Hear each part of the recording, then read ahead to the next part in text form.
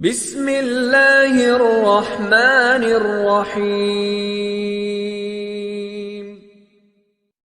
Bisa tangannya diangkat menghadap ke sana, depan.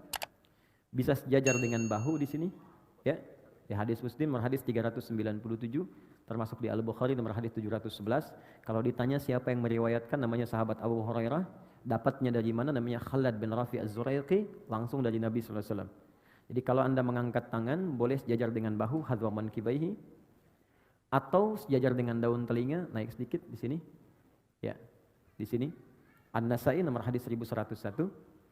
Kemudian dalam ruku kemudian i'tidal, sami Allahu liman hamidah, ini tangan ada 3 pilihan. Pertama, boleh diangkat sejajar dengan bahu di sini. Kedua, sejajar dengan daun telinga. Atau yang ketiga, mursal, tangan tidak mengangkat sama sekali.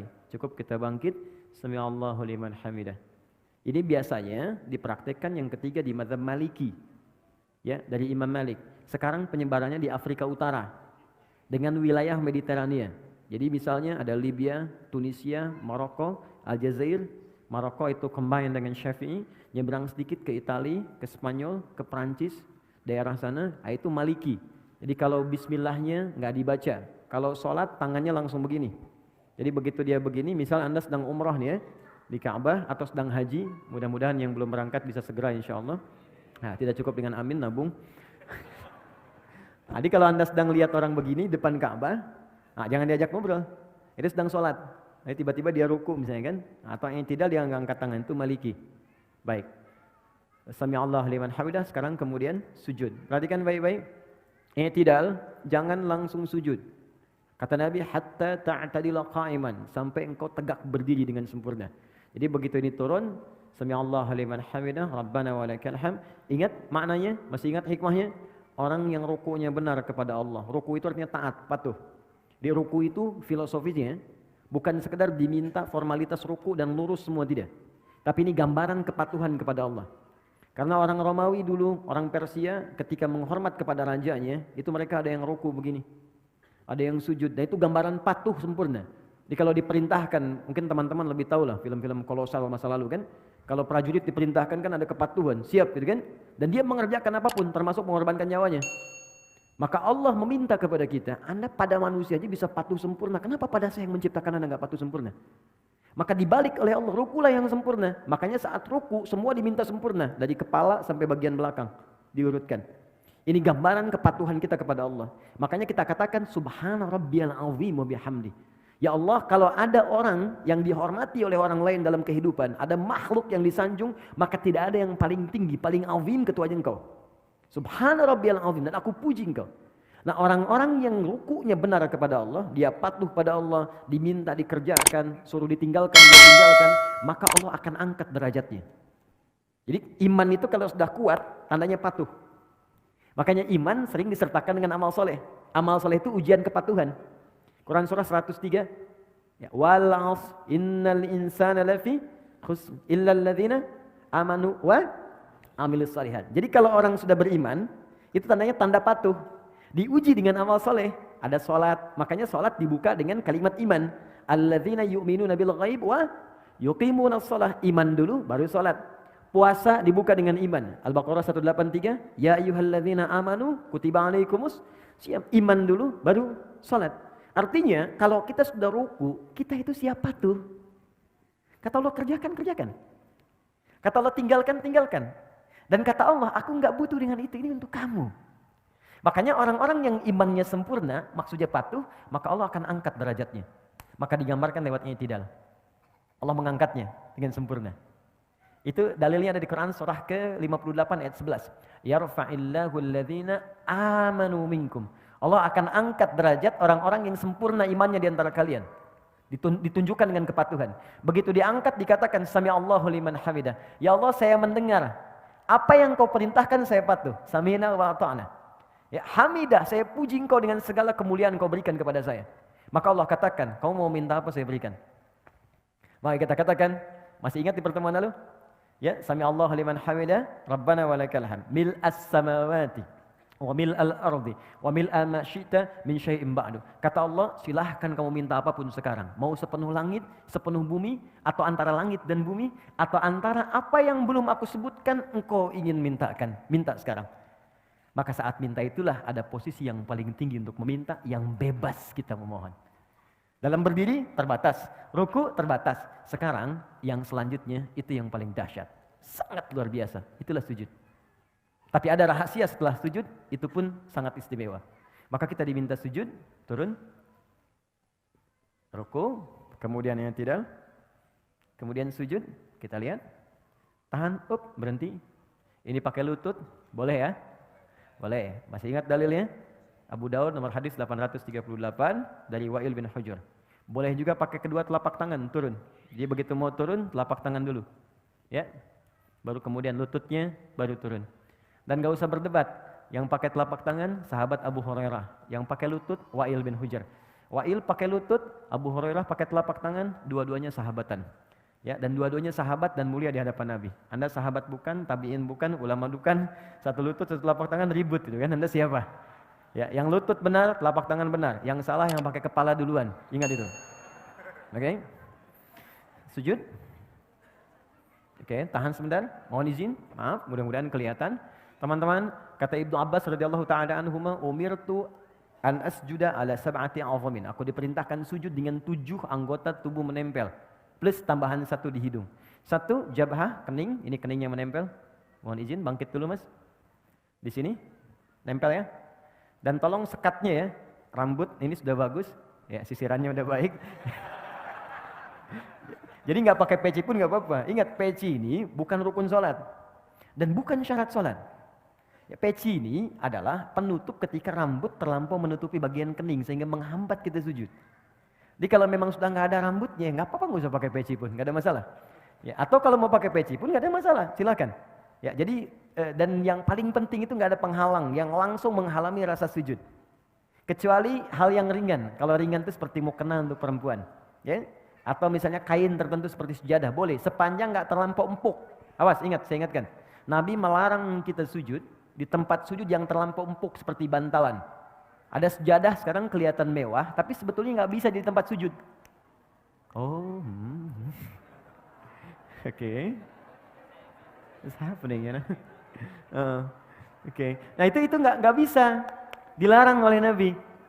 Kenapa? Karena nanti akan menghambat menempelnya kening dengan sempurna. Nah nanti kata Nabi, idza sajadta famakin sujudak. Kalau engkau sujud, tempelkan dengan sempurna sehingga terasa ada penempelan antara kening dengan tempat sujud. Dan sekarang ketika diteliti secara ilmiah ada titik God spot di sini. Itu enak. Jadi kayak kita tuh kayak sujud itu kayak mengalir ke puncak ke dalam kepala kita, ke bagian yang tengah ini.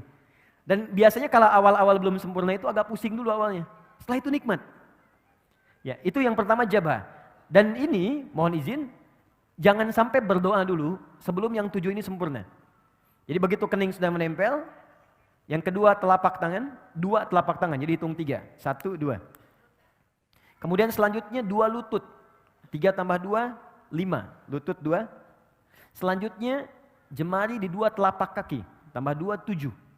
Nah, untuk jemari khusus spesial, mohon izin menghadap ke arah sini sujudnya. Makasih, jazakallah khair. Fokus baik-baik, lihat teman-teman, saya ingatkan lagi, sangat bagus, sangat bagus. Kakinya nutup, bukan terbuka begini. Oke, tutup seperti ini.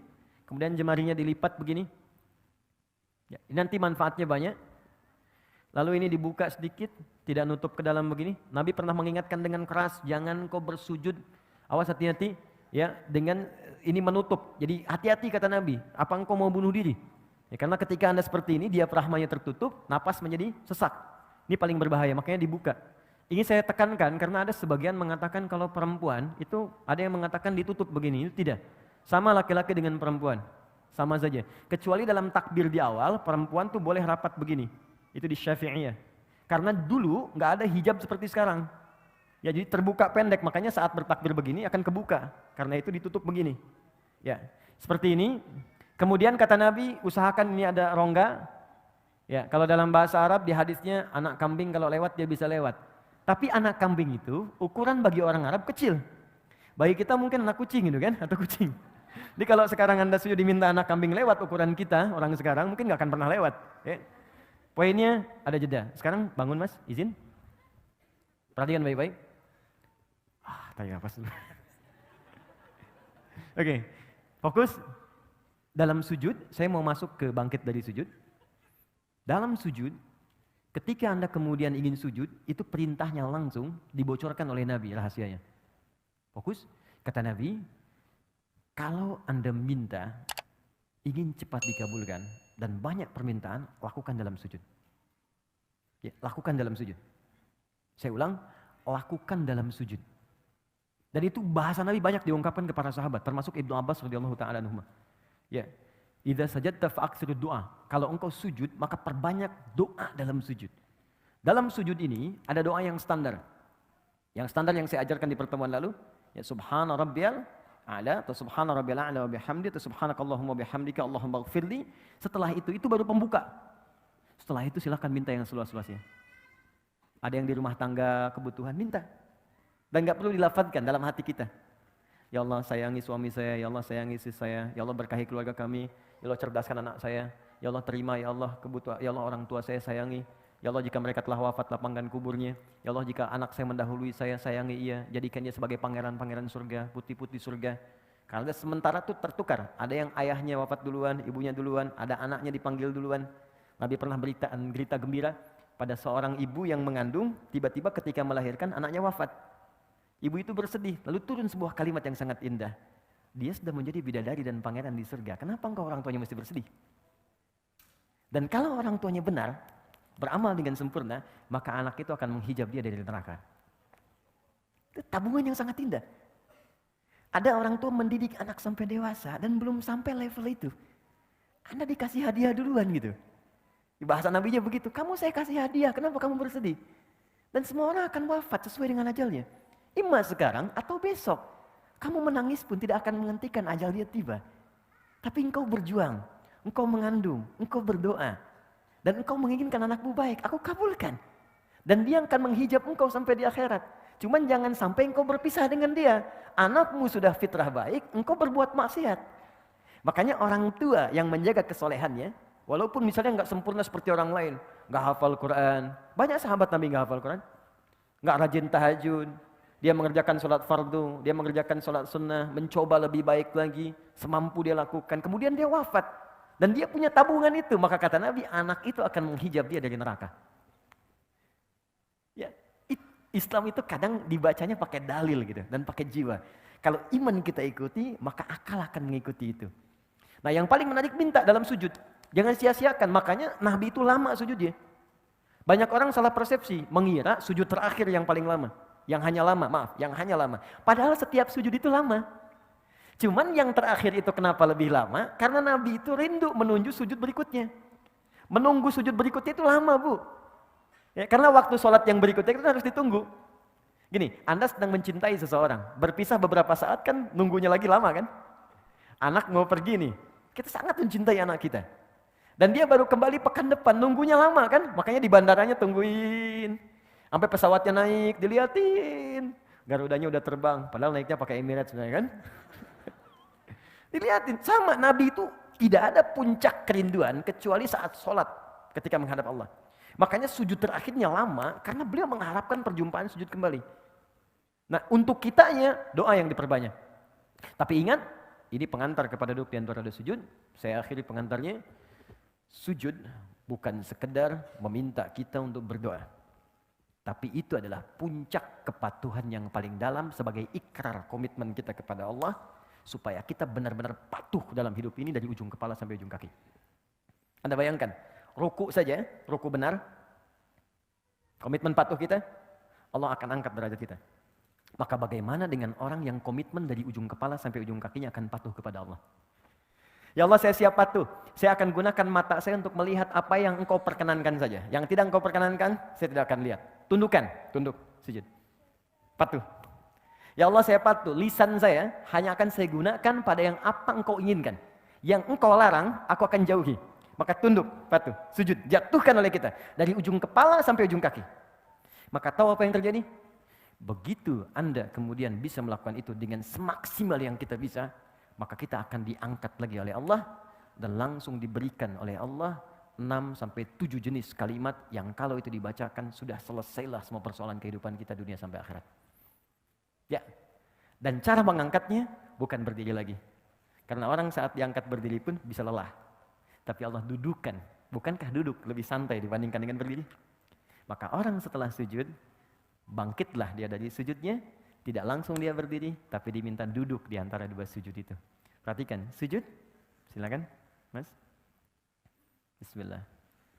Oh, silakan. Itu biasa, kiblat itu bisa beralih ya dari Masjidil Aqsa ke Masjidil Haram. Boleh, boleh silakan, boleh. Iya, asal tidak ke Old Trafford aja. Oke, Bismillah. Sudah?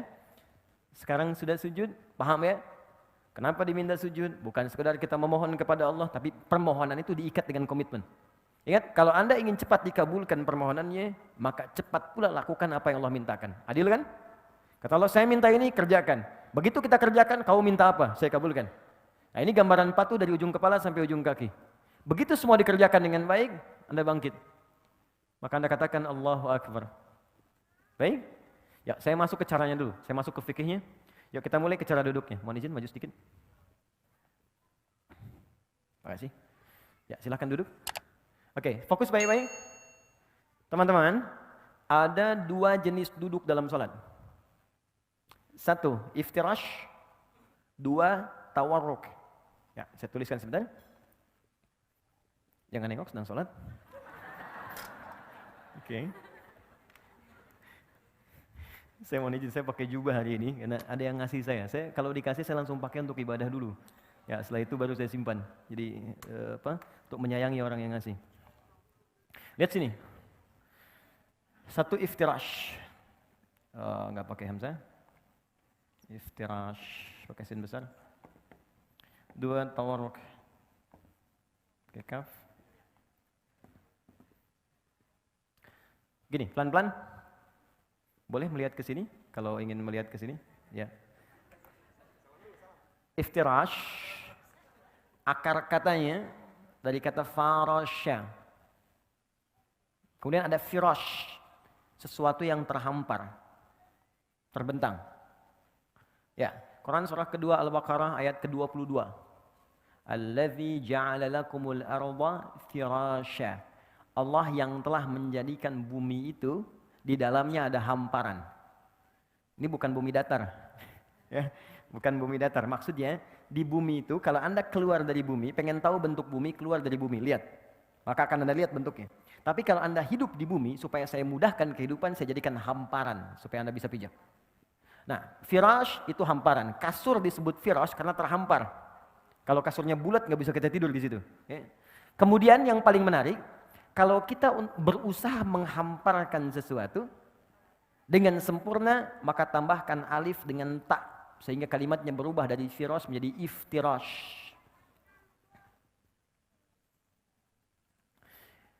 Duduk iftirash adalah duduk yang berusaha menghamparkan bagian ujung kaki sampai dengan ke lutut bagian depan. Sehingga ketika bangkit dari sujud, ya, hamparkan bagian lutut bagian depan sampai dengan ke ujung kaki. Dan duduk dengan sempurna, baik itu yang kaki sebelah kanan ataupun yang kirinya. Bagaimana cara duduknya? Kita lihat dulu.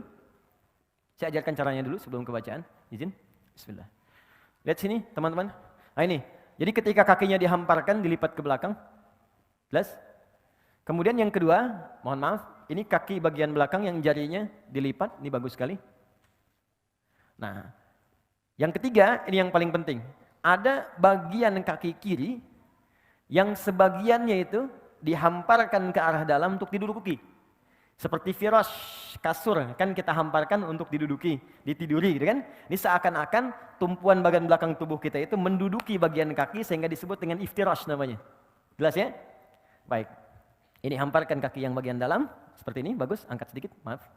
Ini, seperti ini. Ini yang disebut firashnya. Iftirash melipat kaki yang ini, menghamparkan yang ini, melipat kaki bagian yang kiri, lalu diduduki. Ya, jelas ya? Baik, jadi seperti ini sudah bagus sekali. Yang ini dilipat jarinya. Seperti ini. Awas hati-hati, ada sebagian beberapa kesalahan. seperti ini, misal kiri, kemudian kanan begini, lalu begini. Ya, ini cara duduk yang tidak tepat. Ini kelihatan? Baik ya. Atau begini. Ya, kelihatan? Yang kiri dilipat yang kanan, ditumpu baru begini. Ini cara duduk yang tidak tepat. Ya, jadi yang tadi yang sempurna. Tapi kalau sedang ada darurat, ada kendala di lutut yang kanan, jangan dipaksakan dilipat ya. Itu boleh. Kaidah fikihnya ad-darurat tubihul mahdzurat. Yang darurat boleh melakukan yang dilarang. Misal, saya nggak bisa begini, bisanya ke depan. Dalam kaki ada masalah, boleh ke depan begini. Ya. Dan yang samping nggak usah negur. Woi, nggak sopan. Dia bilang batal sholatnya tuh. Ya, dua-duanya batal. Oke. Kalau ngobrol. Oke, satu sudah. Kedua, badan tegak. Yang ini. Dia tidak maju ke belakang, tidak mundur juga, dia tegak sempurna. 3, posisi tangan. Tangan ada 2 posisinya. Bisa di sini, pas di paha, di atas lutut. Ya, lebih enak begini. Di paha, di atas lutut begini. Atau bisa turun sedikit ke lutut begini. Jelas ya? Jadi bisa sama laki-laki dan perempuan, tidak ada beda. Bisa di sini, atau turun sedikit. Jelas? Oke, kalau sudah jelas, posisi ini harus dilakukan dulu sebelum kita berdoa. Jadi bukan naik langsung doa. Bahkan ada yang belum duduk udah berdoa. Rabbighfirli warhamni, duduk aja belum gitu. Ya. Jadi Nabi mengajarkan duduk dulu dengan sempurna supaya darah mengalir dengan nyaman dulu, kitanya enak dulu. Jadi berdoa dalam keadaan enak. Seperti begini, teman-teman kalau doa bangun tidur apa? Hah?